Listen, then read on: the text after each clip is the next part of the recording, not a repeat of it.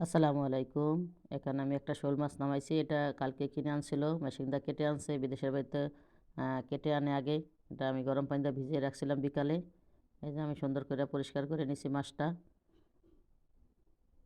এখন আমি আজকে গাড়ি দিয়ে রান্না করব, গাড়িটা কেটে নিব। এখানে মেয়ে আসছে, মেয়ের আগে একটু বসা বাজা দিই, সে স্কুল থেকে আসছে। ঘুমায় গেছিলো, এখন তার ঘুমের থেকে উঠছে, খিদে লাগছে, একটু ভেজে দিলাম। এদিকে আমি একটু পেঁয়াজ আর রসুন হালকা ভেজে নিব। আমি এটারে শাক ব্লেন্ডার করব। এটা নামিয়ে আমি আবার একটু পেঁয়াজ দিয়ে দিছি, তরকারিটা ছড়াই দিলাম দুটো তেজপাতা দিয়ে। আমি এখানে একটু আদা দিলাম, তারপরে দিয়ে দেবো রসুন। যেহেতু আমি অল্প করে একবেলা রাত্রের জন্য রান্না করবো, তারপরের মতো আদা রসুন হলুদ মরিচ দিয়ে দিব। আমি অবশ্য মেপে টেপে ব্যবহার করি না, আমি সবসময় আন্দাজ করে দিয়ে দিই।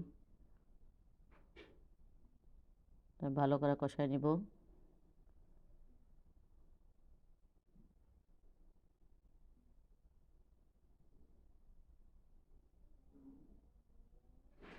পানিতে ভালো করে কষাই নিব।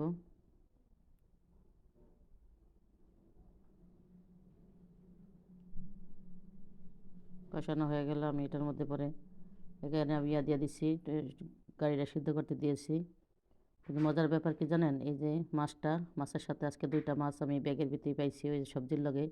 হ্যাঁ, কালকে যে গাড়ি আনছে, গাড়ির তরকারির ভিতরে আজকে গাড়ি করতে গেছে, পরে দেখি গাড়ির ভিতরে আজকে আবার দুইটা মাছ। কিন্তু আমি তো জানি না, যদি আজকে গাড়ি না করতাম তাহলে হয়তো আমার মাছ দুটা নষ্ট হয়ে যেত গা। আমি মাছটা দিয়ে ভালো করে কষাই নিব।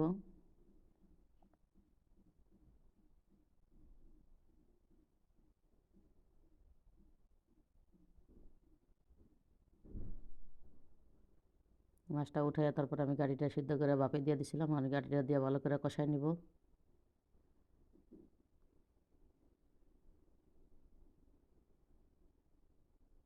আমি আরেক চুলায় গরম পানি দিয়ে দিছি, আমি গরম পানি দিয়ে দিব।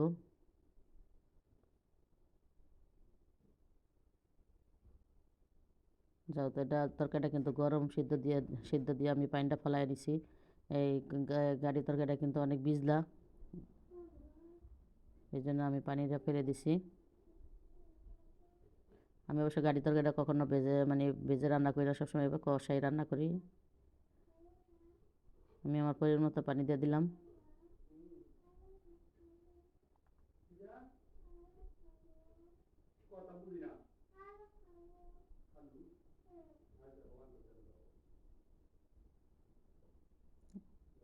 আলুটা অর্ধেক সিদ্ধ হয়ে গেলে আমি এটাতে মাছটা দিয়ে দিব।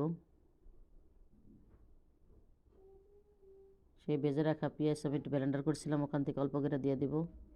যাও তো গাড়ি তরকারি বেশি করে দেওয়া লাগবে, না হলে বেশি ঘন হয়ে যাব। এদিকে আমি একটা কড়াইতে একটু ভাজি করব। পেঁয়াজ কাঁচামরিচ শুকনো মরিচ দিয়ে একটু ভেজে নিছি। আমার ডিপের থেকে আমার লাউ চোখলা নামাইছি, সেটা ভাজি করব।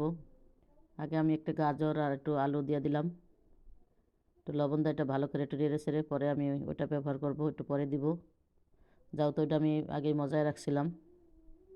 এখন তো লাউ নাই, আগের সিজনে আমি রাখছিলাম গরমের দিনে। এই যে ফ্রিজ থেকে ডিপে থেকে নামে ওভেনে গরম করে লইছি। এদিকে কিন্তু আমার তরকারি হয়ে গেছে, আমি এখন ধনিয়া পাতা দিয়ে জিরা দিয়ে নামিয়ে ফেলবো।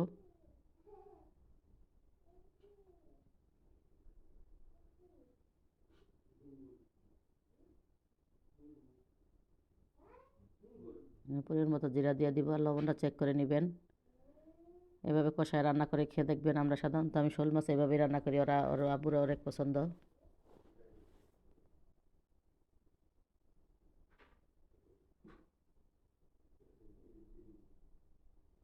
হয়ে গেছে কিন্তু আমার তরকারি, আমি চুলাটা বন্ধ করে দিব।